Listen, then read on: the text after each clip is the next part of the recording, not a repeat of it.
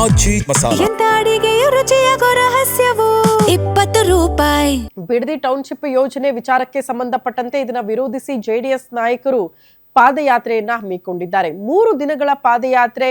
ಹಾಗಾಗಿ ಈ ಪಾದಯಾತ್ರೆಯ ಮೂಲಕ ಸರ್ಕಾರಕ್ಕೆ ಬಿಸಿ ಮುಟ್ಟಿಸೋ ಪ್ರಯತ್ನ ಆಗ್ತಾ ಇದೆ.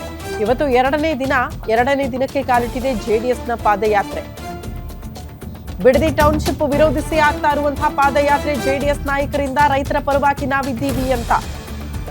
ಜೆಡಿಎಸ್ ನಾಯಕ ನಿಖಿಲ್ ಕುಮಾರಸ್ವಾಮಿ ಅವರ ನೇತೃತ್ವದಲ್ಲೇ ಪಾದಯಾತ್ರೆ ನಡೀತಾ ಇದೆ. ನಿನ್ನೆಯೇ ಪ್ರಾರಂಭ ಆಗಿದೆ. ಇವತ್ತು 2ನೇ ದಿನ. ನಾಳೆ ಈ ಪಾದಯಾತ್ರೆ ಮುಕ್ತಾಯ ಆಗುತ್ತೆ ಫ್ರೀಡಂ ಪಾರ್ಕ್ ತಲುಪುವ ಮೂಲಕ.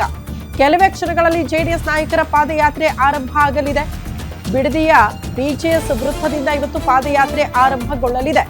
ನಿಖಿಲ್ ಕುಮಾರಸ್ವಾಮಿ ಅವರ ನೇತೃತ್ವದಲ್ಲಿ ಬಿಜೆಎಸ್ ವೃತ್ತದಿಂದ ನೈಸ್ ಜಂಕ್ಷನ್ ತನಕ ಕೂಡ ಈ ಪಾದಯಾತ್ರೆ ಇರುತ್ತೆ. ಅಲ್ಲಿಂದ ನಾಳೆ ಫ್ರೀಡಂ ಪಾರ್ಕ್ ತನಕ ಕೂಡ ಬಂದು ತದನಂತರದಲ್ಲಿ ಪಾದಯಾತ್ರೆ ಎಂಡ್ ಆಗುತ್ತೆ.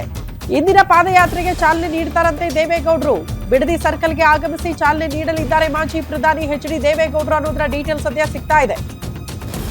ಜೆಡಿಎಸ್ ಪಕ್ಷದ ಪದಾಧಿಕಾರಿಗಳು, ಮುಖಂಡರು, ಕಾರ್ಯಕರ್ತರು ಎಲ್ಲರೂ ಕೂಡ ಪಾದಯಾತ್ರೆಯಲ್ಲಿ ಭಾಗಿಯಾಗಲಿದ್ದಾರೆ.